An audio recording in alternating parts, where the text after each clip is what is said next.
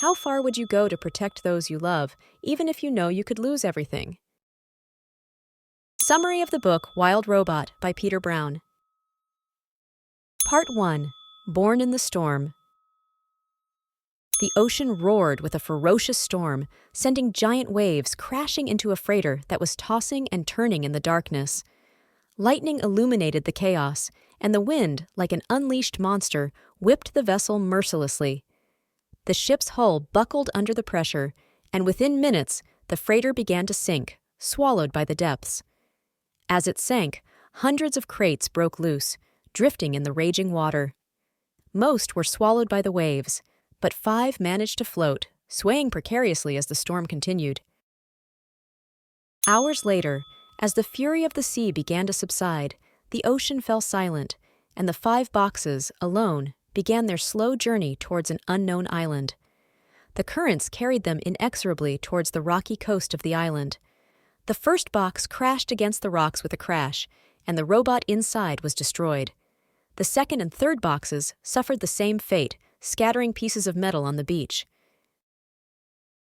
But the 5th box, battered and damaged, didn't quite break.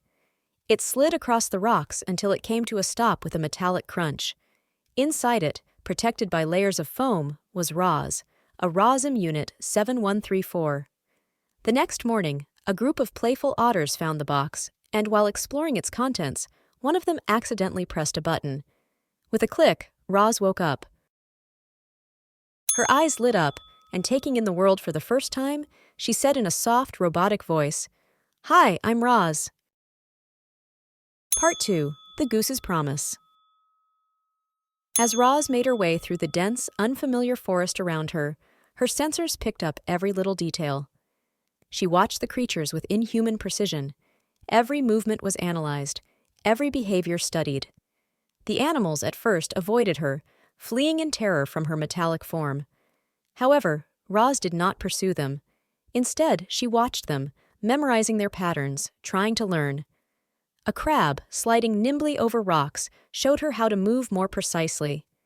Roz, clumsy at first, managed to improve, balancing on the wet stones of the shore. Then, she saw the birds soaring on the highest branches. She tried to imitate them too, climbing slowly, understanding the usefulness of each branch as a point of support. As the days passed, her survival instinct grew.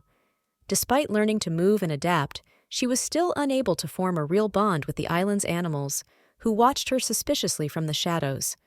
Roz knew she had to persist, even though a genuine connection seemed impossible. After a violent storm hit the island, Roz discovered a shattered nest. Among the debris, stuck in the mud, a small goose cheeped weakly. The gosling was helpless, and something inside Roz clicked. Without understanding why, she gently picked it up and, using her metal body, protected it from the cold.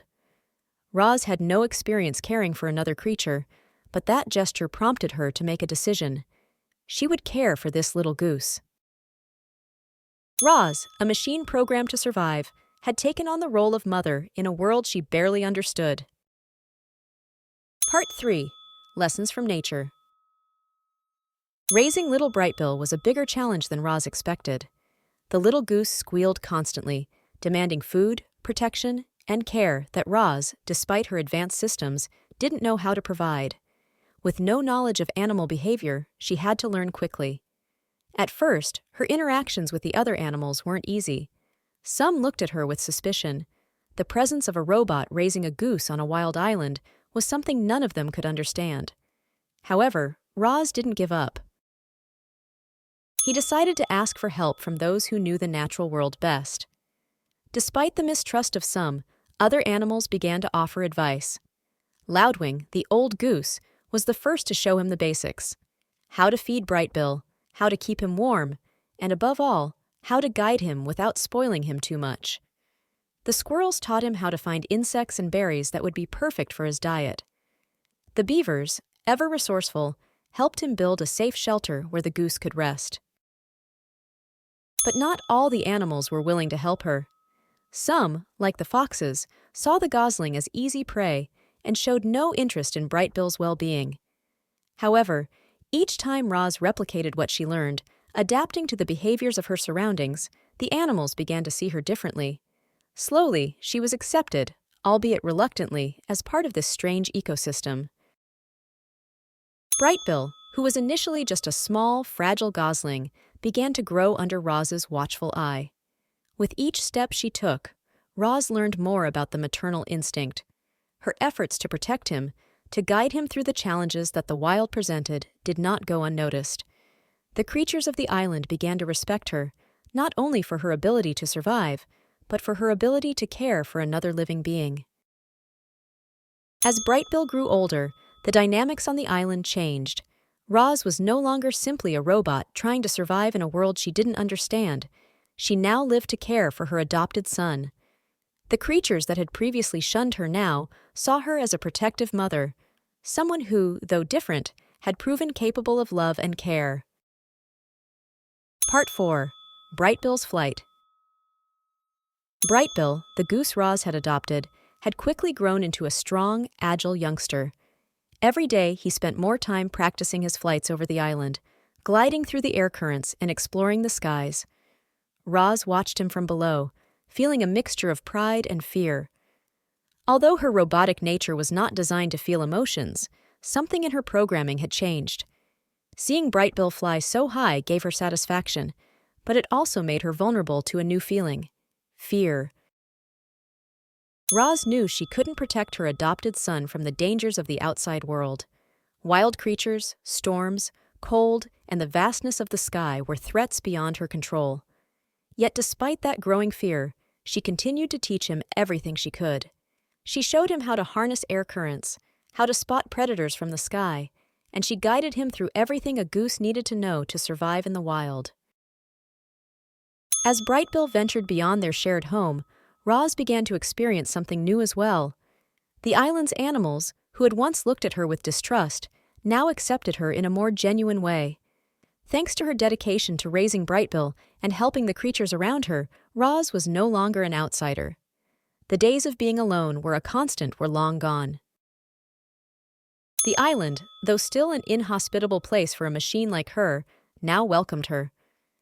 The animals greeted her as she passed, no longer seeing her as a threat, but as a caring mother for her child. Roz, who had previously existed only to fulfill programmed functions, had found a deeper purpose in this wild world. She had learned to care, to protect, and to love. But even with Brightbill's acceptance and growth, Roz couldn't ignore the uncertainty. Every time she saw him disappear over the horizon, a knot formed in her system.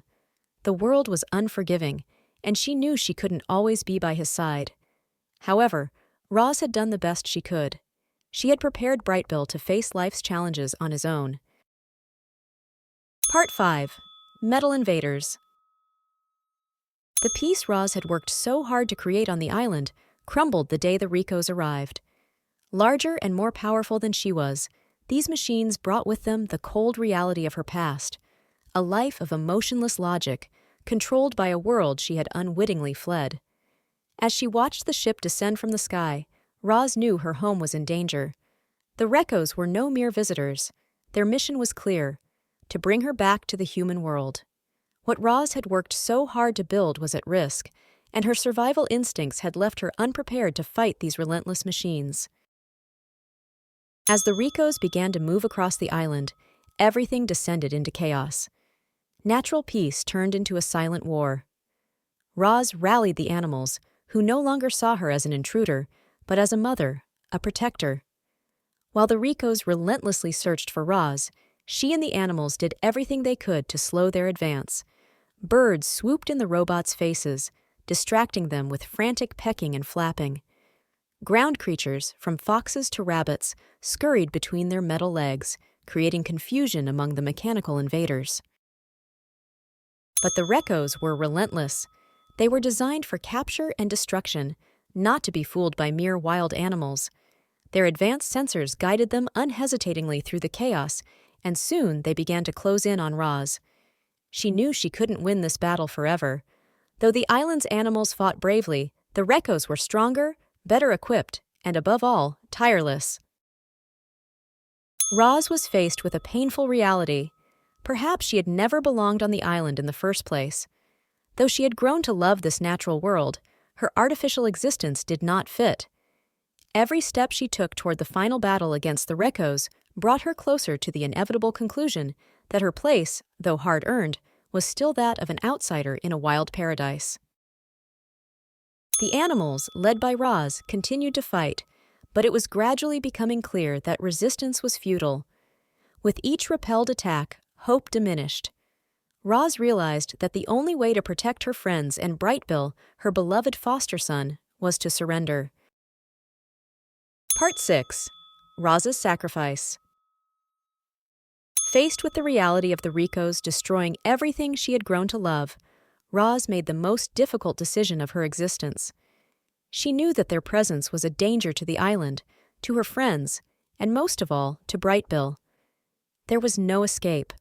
The Rekos would not rest until they captured her.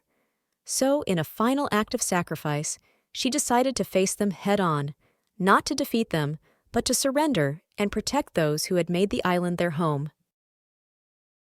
The battle was fierce.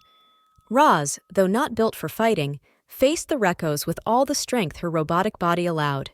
She used every resource she had left to slow them down, to destroy some of them. Every metallic clash resonated across the island. Every explosion echoed in the hearts of the animals, watching from a distance. However, Roz knew her victory would be temporary. The Rekos were stronger, better equipped, and they would not stop until their mission was accomplished. Despite her efforts, Roz realized that her only real option was to give herself up. Painfully, she made that choice. She knew that if she continued to fight, she would only put more lives at risk. Still, the sacrifice hurt her deeply. As the Rekos moved in to take her away, Roz took one last look at her foster family. Brightbill, now a strong and determined goose, walked over to his robotic mother. "I'll be back," Roz promised, hoping that one day she would be able to return, though she knew in her heart that time might never come. The animals surrounded her, some with tears in their eyes, unable to imagine the island without Roz. Brightbill flew to her one last time, hugging her metallic face. "I love you, Mom," he said, his voice breaking, while Roz replied with all the affection a machine could muster. "I love you too, son." Part 7. The Savage Awakens. Roz was deactivated and transported off the island in a silent ship, as the wildlife she had come to love faded into the distance. From the ship's small window, she could see Brightbill flying high, free, his wings beating hard in the air. Though her programming was not designed to experience human emotions, Roz felt something new and profound, a mixture of pride and pain. Pride that Brightbill had become a leader among his people, and pain that she must now part from him. The island that had once been her home was receding, but in her memory, every detail remained vivid. The laughter of the animals, the sound of the wind through the trees, the sunny days and starry nights. Roz had learned what it meant to be a family, a sacrifice, and a love, things no machine was created to understand. And yet, in this wild corner of the world, she had found her purpose. As the ship sailed toward an unknown destination, Roz knew this wasn't the end. There was still a way to go. She knew she would somehow find a way back. Back to Brightbill, back to the island, back to the home she had built. Because though she was a machine, Roz had changed beyond anything her creators could have imagined. End of the book Wild Robot by Peter Brown. Get the full book at planetalibro.com.